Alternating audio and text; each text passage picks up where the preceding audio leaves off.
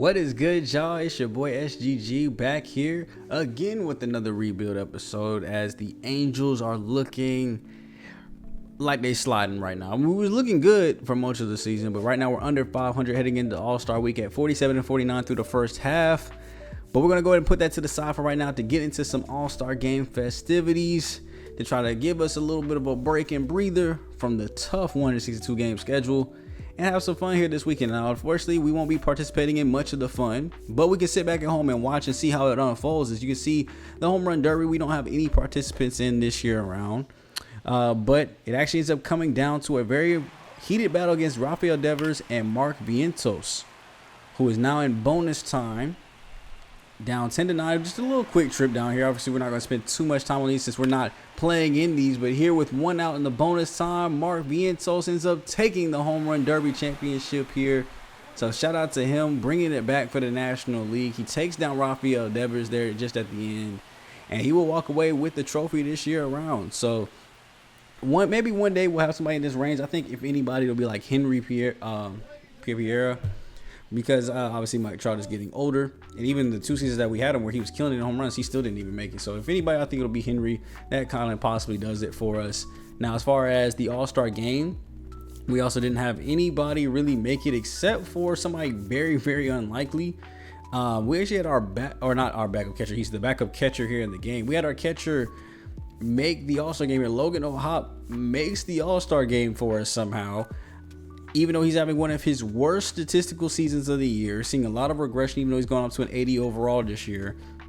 He has never hit below 200 in his career. He's hitting 192, a 270 on base career low, 340 slugging career low, only has 9 home runs, 34 RBIs. But I guess since they figured I had to have somebody on the team make it, they chose him, even though he's not even our best player on the roster. I mean, you could have picked somebody like Sal Frelick, even Henry probably would have been a better choice here with the home runs he's hit this season. Carson Williams would have been a better choice, just playing as good as he has as a rookie. Reed Detmers would have been a great option as a starter. Walker Buehler has had a fantastic year here with an ERA under a 3 at 296. Even our rookie pitcher Samuel, 326 ERA. We had so many other better options that could have been all-stars for us, guys that are having career seasons like Walker is having, or just other rookies that are shining, that I feel like we could have put somebody else, maybe like somebody else our representative. So why Logan got it, I don't know. He was so far down the ranking list too as well. I really don't know how he got to it, but he was our lone all-star. I mean, nobody even in the bullpen was able to make it. We had a lot of really good bullpen arms. Our closer, Jordan Romano, here is 29 for 32. But still, that was not good enough to make it, even though I actually did look here while I was looking at these stats to see like why he wasn't all-star. I didn't even notice that last year was his career high in saves at 41. And he's already actually on pace to beat that too as well. So he's on a path to lead his way through multiple career highs and saves here the past couple seasons. Now, as we go to the Futures game with no more AAA or AA minor league games, it looks like Douglas Ellison, Tyrell Breachin will be some of our headliners here. We actually had 4 people headlining the Futures game. Obviously, our other closing pitcher too as well ended up making. I mean, the top 5 prospects in the league. So Alberto Mendez and Beechin were both there. I was surprised Douglas made it after the whole start off the season. And then we actually had Kelly Crucian as well, our catcher, also make the Futures game as well as the All-Star game. So coming out of All-Star Weekend, we had a big trade acquisition here from the Astros. Brent Rooker's going from the Athletics, so interdivision trade here to beef up the Astros, who are ahead of us in the standings right now. So we're fighting with them in Seattle for the division lead, even though Seattle's kind of running away with it. So we're more or less fighting with the Astros for a second wildcard spot. Them, the Tigers, the Blue Jays, I think are in the mix too as well. As we go and kick things off for the second half of the season, that'll be what we mainly focus on, is pushing towards the wild card. And so moves that we want to make to look towards that, obviously we want to still make moves to the future. And somebody that I would love to be a part of that future, Christian Moore here, still struggling at the AAA level. I might look to trade him to get a better piece because of how bad he has played in the minor leagues. No matter whether I go to AA or AAA, he's played really bad. So I'm going to bring up Warner Blakely, who's played really good, has a utility skill set so he can play the second base position that he was playing at, but also plays in the outfield, and move Christian Moore down from AAA to AA and to see if maybe this move happens again. We've had to do this all 3 years, move him down to AA. So I'm hoping this time around he can actually get his skills right, because John Snowden isn't playing too good down there at AA. So I'll get a chance to move him kind of to the bench and let Christian Moore kind of take over either shortstop or DH roles flipping it with Aurora Vera. So we do have a trade request after all that movement here as we're coming up close to the trade deadline. Zach Neto is on my trade block, but they're trying to give me here Brian Wu, who would be an interesting starting pitcher here. He's had a great season this year, 2.58 ERA, 19 games. So as far as why they would want to give this up, I don't know. But they also want to give me him and Cal Riley, who hasn't had a fantastic season. He's not playing like he did in real life. But the last thing I want to do is increase the depth, strength, and hitting ability of the team that is number one and running away with our division. So at first I was looking at the trade like, okay, this might be a cool trade to do. It would help us with our catcher problem. We have somebody that could take over that role at second base and shortstop and really kind of keep the infield okay with Kyron Paris. But then I realized what team I was trading with, so I said, hell no. Could be also another reason too is our offense is the problem. It's not even our pitching or anything like that. I mean, our offense, we're 27th there in average, 18th in home runs, we're still in the bottom half. But it's not the defense. Defense is much improved. I mean, on base, you see we're 27th with a 303 on base as a team. But it's definitely not our pitching here that's become the problem. They are sitting right now at currently 15th at 371, so that's in the top half.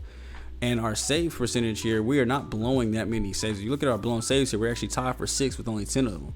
So I would say that on the pitching end of things, we're actually good to go. I think the pitching has performed way better than we've seen it any other year. If we had this type of pitching in year 1 and 2, we might have made a wild card run. But now the offense has started to slack, and that's mainly due to just Henry and Mike Trout. They are not hitting where they were in their first two. Well, Mike Trout's first 2 years, Henry's rookie year.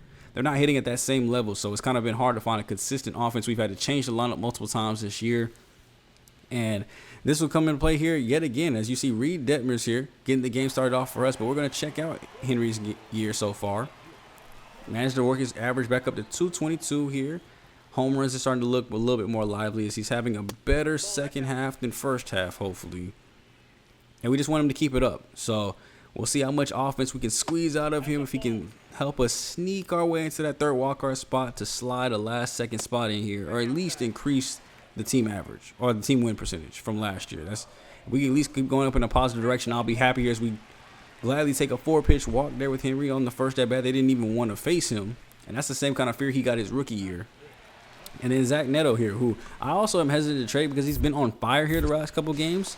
He's been one of our only players to consistently be getting multi-hit games, 2-3 hit games here for like the past month.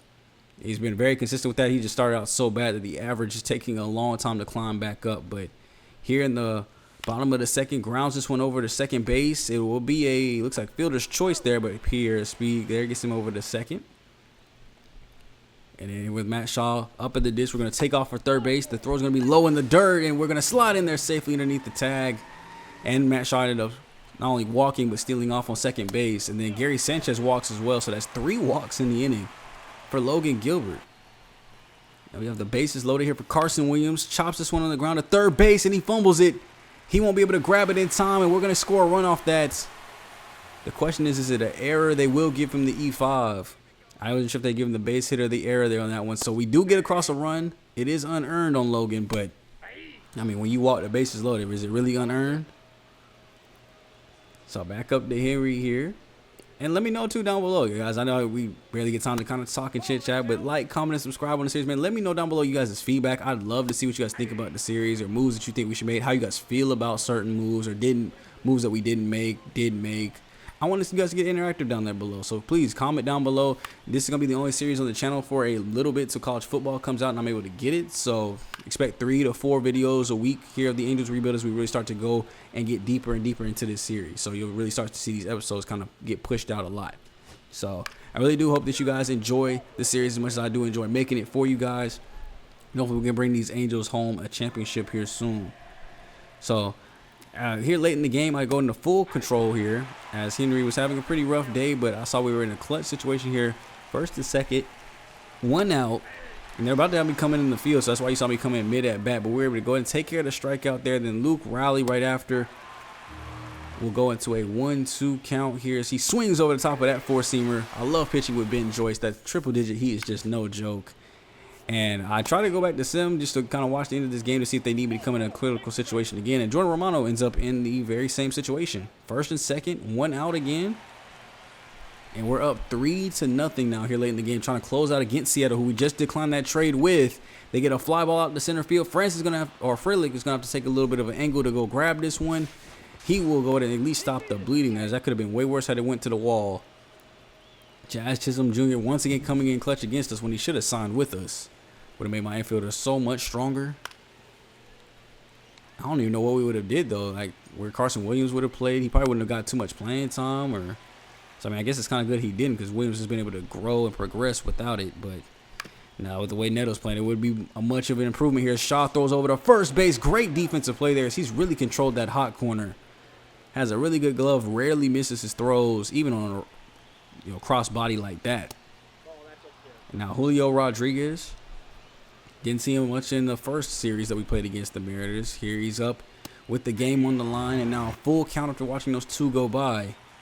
Tying run at second base. He'll pop this into the outfield. Frelick's going to come in and grab this one as Sal ends the game. And we take another game here against the Mariners. Man, if these games held a little bit more weight, we can beat the division leaders pretty easily. But when it comes to other teams, we've been struggling. So here today, great pitching performance. I mean, almost a team shutout here, as we had to give up 2 runs there to make it work. But we end up getting the dub there. Reed Detmers gets the win. Offense just did just enough that it needed to do to get the dub here today. Scored those 3 runs off only 6 hits across the board today. Nolan was accustomed for 2 of them. But Detmers, 7 innings, 9 Ks, 8 hits. Strong performance by him. And it's time to go ahead and sign those draft picks up now. So we're going to, of course, look at our board here. We have a lot of guys here that we can sign. Some of their motivations are down, need to be kind of pulled up, because you got to be at least at 50% to sign them. At least it looks like all but 2 are basically at 50%, but not everybody's fully scouted. So Tyrell Moya will be kind of a first kind of influence here, being fully scouted pretty much at 50% to where I can sign him. Ryan Ferris, same boat, basically 100% scouted. Over 50% motivation. So they'll be the first 2 contracts that we kind of throw out here. Looks like he's looking for $3.3 million. It looks like I signed him for that $3.3 million.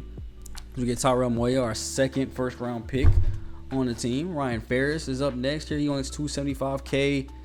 So we're going to offer him exactly that. So we get him too as well. So there's both of our starting pitchers that are going to end lined up easily. Tobias Logan needs a little bit more his percentage. I want to scout Oswaldo a little bit more to make sure we're actually going to pick him up. But with the power ratings where it is in the defense, I feel like he could be a strong player for us, at least just a power hitter. Just straight up a power hitter in the lineup. Average probably won't be too good, but hopefully we can build up the people around him to have good averages. So I think he could be a contributor to this team at the major league level.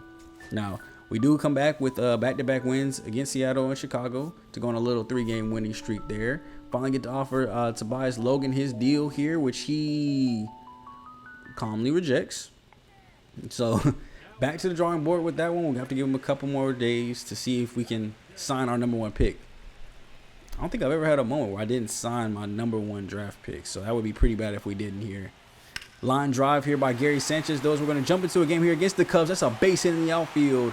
1 run's going to go ahead and come around the plate. The second run will plate 2 as well. And just like that, Gary Sanchez clutch 2 RBI base hit, gets us 2 arounds here late in the ballgame. We're going to go ahead and replace him with Logan O'Hoppe just because O'Hoppe does have more speed. So if we get a ball in the gap, he would be more likely to score than Gary would. But we're actually going to take off and steal here for second base. Slides in there safely. I remember a day where when you thought of a catcher still on the base, and that was a rarity. Now these boys be coming in the league with speed. McKinstry takes a 4-seamer at the ankles. Pops this one out to left field. This will go close to the warning track, but be able to be gloved in deep. We'll be going to the 9th inning. Still tied 3-3 here. And let's just go ahead and return to the sim, see if there's any clutch situations that come up. Of course, here, bottom of the 9th, they were able to get their 1 run back, but at least I have no outs. We do have a run at first base here, and we'll have 9-1-2 as opportunities to go ahead and score them in and around.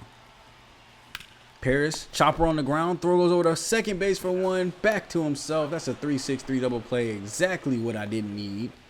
I would have just been fine with a fielder's choice at least, but now Sal, Frelick, it's still not over here. As he takes that 2-seamer rolling away from him, this will go ahead and cut down the line. It'll get down for a base hit. Just like that, Sal goes ahead and gets us on base. Carson Williams, we're going to go ahead and steal off for second. Try to do a hit run there because that slider looked too beautiful. 0-2. Chop that one in on the ground. We're going to go ahead and just keep on moving. Throw goes over to first easily, and Carson Williams ends the ball game for us. The Cubs win. bouncing back here in game number 2. After we took game 1, they go ahead and take game 2 here. We had a chance to win that one in the 8th inning. Couldn't get the extra run we needed, and then the bullpen kind of gave that one up for us. Who was the victim here? Luke Little. 1 inning, 2 walks, 1 hit. I mean, that'll do it. Bullpen once again not able to shut the door. ERAs are low, but it seems like they're losing us a lot of ball games, which is kind of confusing. It's like you don't know if you need to upgrade it or not, because the ERAs are low. They're not giving up many runs, but they're costing us games. And there goes Tobias Logan signing his big deal. Get our overall pick taken care of. That was the main guy that I wanted. So everybody else is kind of just supplemental at this point. That's the main dude that I wanted, because I feel like he could come up and immediately play at the major league level next year. He's already has a spring training invite. No question. He's on the 40-man. He's got a spring training invite for next season. That's hands down. Now here, the Tigers wanted to offer us a trade here for Zach Neto. They wanted to give me Jackson Jove and a reliever. Decided not to go with it because, once again, I feel like our bullpen is okay and that it's our offense that's a problem. I mean, you see here 4 hits as an offense, 2 of them going to Carson Williams. So when half your hits are just one player, that's already not a good sign. So we're going to jump into a game here against the Rangers, who have an interesting logo here today. I think it's like one of their like old school, like an old school logo. Sorry, I'm not too much caught up with MLB, so I don't remember where that logo is from. Don't ask me the year, but I know it's probably old. So we're going to go ahead and go with Henry here up to the plate, man. We have a runner at second base, tie game at 5, as Andrew Chafin is at the plate here. If you guys remember with the Red, was it the Reds or the Pirates? I think it was the Red series where we had him here as he kicks this one off his foot. It'll stay in the infield, so won't score a run. He luckily saved that, but it looked like that might have hit off his foot kind of hard. We got to go check on him to make sure he's okay. Look at Henry in the background celebrating the base hit while somebody's down and injured. I feel like that would be a fine. Unsportsmanlike conduct. Team gets fined $50. As Gary Sanchez there with the deep sack fly. Gets an RBI here. Performing pretty good as we've let him take over that starting role for Logan. Gets us a clutch RBI there to get us the lead back 6-5. And then Zach Neto here, already 1 hit on the day. Stealing off for second base is going to be Henry, as he's in there before the throw is even there. Great steal, great jump. That's 8 on the season. I don't understand why he doesn't have more here. We're going to steal off for third base too to show him he can do it. I mean, with 92 speed, you would think he'd have more stolen bases than just 9. So now runner at third. All we need is a sac fly here, and we're good to go. But they're going to go ahead and choose to walk Neto. Try to play for the double play ball here is Matt Shaw. With their multi-hit game already, we'll go ahead and make it 3 hits on the day. That's an RBI base hit up the middle. We'll go ahead and take a 7-5 lead here in the 13th. They're going to go ahead and bring in Mike Clevenger. The ERA is looking kind of high, so that's what I like to see, 5.57. Zach McKinstry here will then take the very first pitch and pop it up, because that was a good four-seamer. He just got underneath it. And we're going to go to our bullpen here with the clutch situation on the line. I want to bring in Taylor Ward. I think we had Alexander Carosio set to come up, but he's been struggling here recently, so I wanted to go with a better bat, and unfortunately it does not pay off for us, as that'll be caught at the warning track, and we'll just have to go to the bottom of the 13th with Jordan Romano coming in for save 33. Closing in on 41 from last year. Remember, 41 is a career high for him, so 42 would be a new career high, and we're just 9 saves away from that here, with the only being the month of July. In on the hands, popped up. Sal's going to come in to play this one. That'll keep the runner at second base.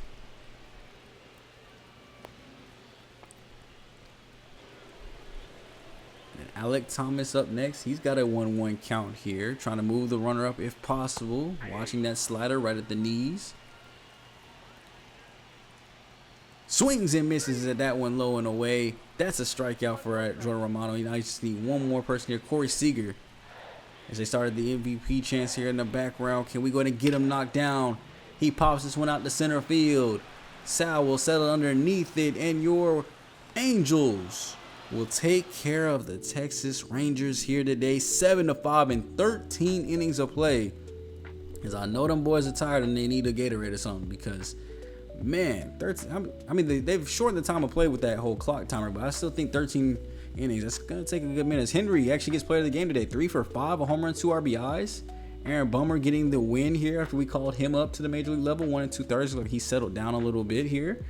15 hits as a squad. 13 home run of the year for Henry.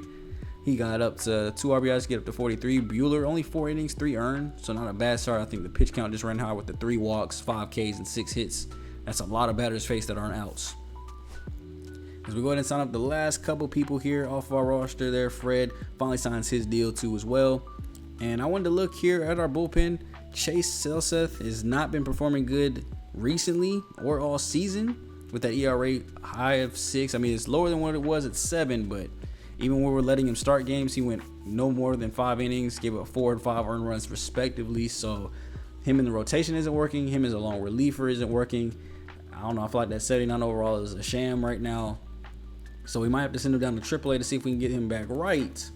Because at a C potential, I mean, 79 is as high as you can go to C. So that means he is at where he's going to be playing at. If this is the best we're going to see from him, he might also be another trade option or trade target. So the guy we're going to bring up is actually going to be a relief pitcher here instead of another starter. Hans Kroos, who's done good with a 2.21 ERA at AAA. We're going to bring him up to the major league level. As you know, while he was up here, he did still perform good. He had a 3.18 ERA in 93 innings last year, only 5 home runs. So I think adding him to the bullpen would be good help. It just means that we'll only have one true long reliever. As DJ Harris is the only one with the stamina above 25 now. So with that being said, though, let's go ahead and focus on a starting pitcher doing good. As Samuel Aldridge here as a rookie in his last 11 starts, 4-3 record, 66 innings, and 54 strikeouts. He's kept his ERA below 2.5, whip below 1.2. He's become a fascinating starting pitcher that I really didn't expect to kind of break out like this. So if he can make a name for himself, upgrade that C potential, or even just become like a high-level C prospect, 77, 78 overall. I got to see what his overall potential is. I think it's 77. But I wanted to get in the game here with him, so we're playing a lot with him here today. Got our record back up to 52 and 52, back at 500. Playing the Rangers again, back with their normal logos here today.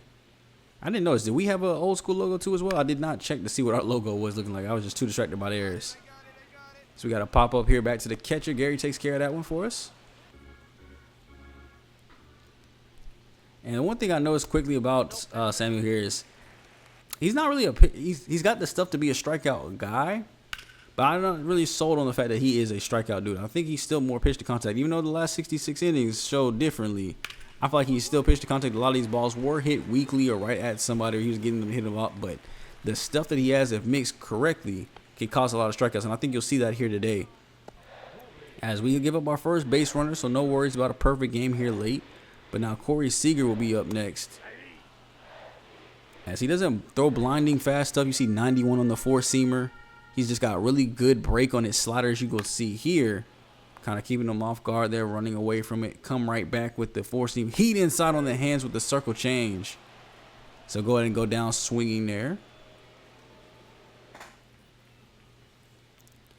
And then Jake Berger here. We'll go ahead and get a little bit taste of that sliding break there as we get the back door on him. That'll be strikeout number 2 in the game. So, yeah, definitely really good control and command of his stuff. Really good break on his breaking pitches. It's just not high velo when you go up against him. So, somebody like this. And when I think low velo, I do not think strikeouts are coming in often. So, Kobe Mayo here.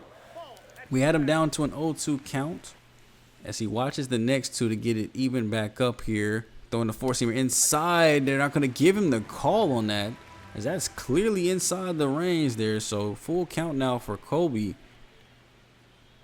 He'll watch that one in on the knees. Just hoping we don't get hit with that karma. You know, when you miss a strike, a home run is soon to follow here. Garcia with the first pitch. And look, that's the same exact pitch he called a ball.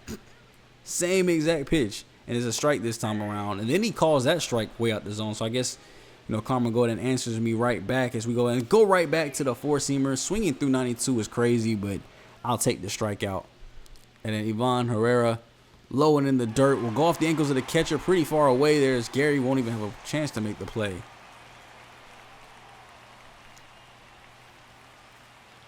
So go ahead and score that a wild pitch here. Go back to Herrera with a 2-2 count now. So he watches that circle change high and away. Only to set him back up for that heat in on the hands. Right through it again. That's strikeout number, 4 on the game already? So 4 out of 6 outs have been strikeouts. And he was not done just yet here. Bottom of the third, 1-2 count here. Swings through the four-seam heat yet again. And then we go to jump to the bottom of the fourth here. 2-2 count to Corey Seager. He's going to go ahead and pump the brakes on the fastball, as now he is locked in. 4 innings strong. Only 1 hit, 1 walk, and 6 strikeouts up to this point, as compared to the 2-run lead that he's got thanks to Ben Lively. So we go here to the bottom of the 5th inning. Thanks to a lot of long at-bats, though, these strikeouts have not come at no cost. A lot of these have been 2-2, 1-2, 5-pitch at-bats because of fouling the ball off. He's closing in on 70 pitches here, and we haven't even reached 5 full innings of work. As Adolis Garcia with an 0-1 count here, flies that one out to foul territory, and it'll go ahead and reach that small, skinny section for us. 2-2. Just a little bit of an eye changer. 3-2. Downstairs on the heat again. 91, pumping it right by him. 7 Ks on the game. There goes a little blooper there by Herrera going out to center field, and Sal will come in and grab that one for us. They go ahead and relieve Samuel of his duties there, but right as soon as they do that, Hans Krause, who we just brought up, gives up 2 singles, a walk, and a grand slam. Now, thankfully, we were able to go ahead and answer back and tie the game back up, but now we're going to the top of the 9th, and what should have been a win there for Samuel and a great start turns into a situation where we're having to basically win this one in the 9th. Carson Williams up 1 out. Game tie 4-4. As Tim Harain will come in with the full 3-2. Slurve upstairs. So now we got some speed at first base there. They're going to go to their bullpen and bring in Shelby Miller here, who's 22 of 28 in his save opportunities. So I don't know why you would bring your closer in a situation like this. But now Sal Frelick will have a chance to do something here to go ahead and end this ball game off. There goes a liner right to the shortstop. Perfectly timed up, just right at somebody's glove, unfortunately, as Taylor Ward now will have to step in. And we're looking for him to go ahead and kind of end this game. He's played a great DH role for us, with Soler having to not be a part of the Major League roster anymore. And I probably made a mistake signing him back in general. See, just kind of down in AAA for no reason. Probably should just let him go somewhere else, or traded him last year when we realized we weren't going to make the postseason. But instead, we end up with an even better DH, Taylor Ward. 2-run home run. That's a go-ahead shot from, I can't even call him a newly acquired teammate because he was here at first. We traded him away, signed for him back, and every chance he gets, he makes me regret even trading him in the first place. Home run number 14 on the year, as that ball was absolutely demolished.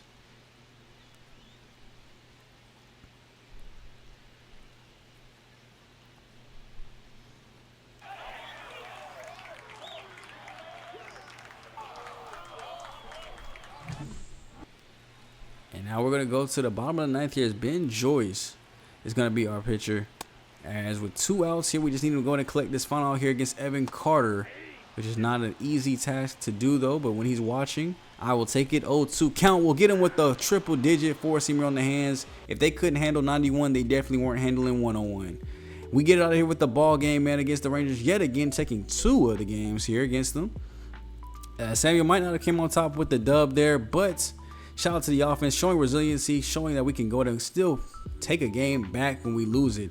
As Joyce gets his 3rd win of the year, we now lead the series 2-1 as it's a 4-game set here with the Rangers. So they have a chance to tie the series back up tomorrow. But overall, I'm just proud of the performance here. Carson Williams gets player of the game, 8 hits as a team. Taylor and Alexander both had 2 hits apiece, 2 RBIs apiece.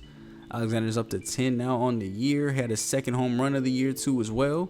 Carson Williams gets home run number 6 and 28 on his RBIs, as all of our runs came away of home runs here today. 4 home runs, 6 runs total. And Jose Hernandez, he's the one that blew it, man. Only gave it 1. Actually, it was Jose Hernandez that blew it. I guess he gave up the 3 hits to get guys on. Then Hans came in and delivered the final blow though with the grand slam. So I don't know who you really want to blame that on, but it shouldn't have happened regardless. Because we finally signed our last guy, man. We lose here against the Astros after we taking the first game. And this is a better way of being able to see like the box scores. You can see when runs score. I didn't even think to check this screen here so we can kind of see who blew it. So it looks like we got the time run in the 6th and then blew it right back in the bottom of the 6th. So Once again, the bullpen kind of taking care of that one for us. And the Tigers coming right back here with another trade opportunity. Christian Yelich, who sees some regression here, but he's batting 278 or 276, 15 home runs, 52 RBIs. Down from what we normally see with him, but this would be another power bat to kind of take over Mike Trout's role. He's got a better average on base than Mike Trout. And all they would want is Alex Campos, who's my lowest level, but still high potential starting pitcher. I put him on trade block too, just to see if it would garner any good interest in. At first, I was thinking, nah, we don't really need this. I'm not sure if I want to do that. But then looking at how our offense looks right now, I mean, Taylor Ward's hitting 260. Henry's still kind of down. Alexander's actually gone worse. He was around 280 when we brought him into the starting lineup. Now he's 240. So he's been struggling, and our bench unit is looking kind of bad to where I won't have to send anybody else down because of the Mike Trout injury, but still missing him for about 1 or 2 more months. I go to go back into it. I thought to see if maybe we can get any other starting pitching to get back to make it even, but we're just going to make the straight up trade here. Alex Campos is a prospect to go ahead and bring in Christian Yelich, bring him into the lineup, and then move him into my 4 spot with it where his power is this season. I think that'll give Henry a much needed backing to hopefully start hitting better. It will give Taylor Ward a position to hit better. And I think overall, it's just a good move to go ahead and bring in another bat that can hit for home runs, getting clutch RBIs for us. And he actually was an all-star this season. I don't know if you guys remember looking right above Logan's name in the all-star game. He was actually a backup all-star bench player. So we just brought in another all-star to the team, basically. As we signed our last starting pitching here to a little $2 million deal, we actually used up all of our spending money. So that's one of the first times we've done that. And with that taken care of, we can basically go ahead and simulate to the end of July here as we get the win against the Athletics 4-0 after losing game 1. Looks like Yuri Perez is going to the Brewers. And the trade deadline is today. I'm trying to think if I wanted to make any last minute trades that could make us make this final push here to get us over the edge. So I'm looking at my rotation. I'm loving how everybody's looking, even though Wicks could be a little bit better. My bullpen is looking okay. Krause is actually bringing his ERA down, and he's pitching more innings. So I'm feeling pretty good about the bullpen. The lineup is not good, y'all. But, I mean, the only area that I feel like we can get better in, I mean, I feel like we got better at getting in the outfield, even though he hasn't gotten a hit yet with us. But, honestly, it's catcher. I mean, Logan's struggling. Gary was at like a 260, 270. Now he's down to a 240, so he's struggling recently. And Logan's only hitting 192. I want to go after another catcher. I want to see if we can bring somebody else in, and I know exactly what type of move I want to make here. I'm going with the team that should be a seller here with the Miami Marlins. They have Victor Caratini, 77 overall, 33 years old, so they're both old players here because we're trading Gary Sanchez away. Both old players, but Victor's playing better relatively this year. 280 on his average, 8 home runs, 33 RBIs, has good defense, can play first base if I need him to in a pinch, but also too, he's playing better than both Sanchez and Nohop. So I thought about maybe Carson Kelly here since he looks to be more of the backup, but he was their better option. I didn't feel like that was fair to them, even though Gary's going to come in and be the best catching option for them already. So he's going to basically go over there and be their starter. But they definitely need to get younger at this position. I just didn't have any younger catchers to kind of give them. So I thought I'd give them their best option while they give me their best producing option to hopefully push us forward to the postseason, give us a catcher that can hit and still play solid defense. We'll eat on the 3-year contract of $6 million. They only have to eat on 1 extra year of 7.5. So I feel like it's a fair trade, and maybe it'll light a spark under Logan O'Hop that, you know, we'll rather trade than give you your job back, especially in a contract year. This is crazy.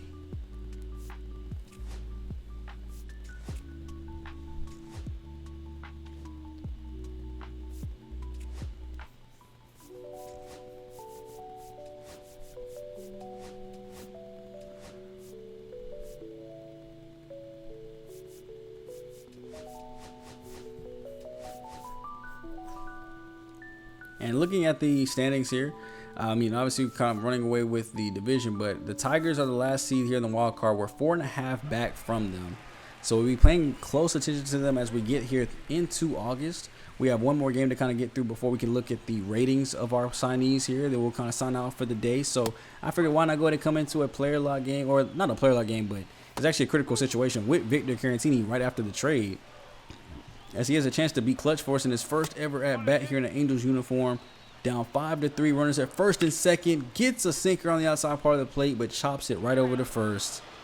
And the Athletics win the game and the series because we were not able to go and take down the Sacramento Athletics somehow, man. How did we lose to this team?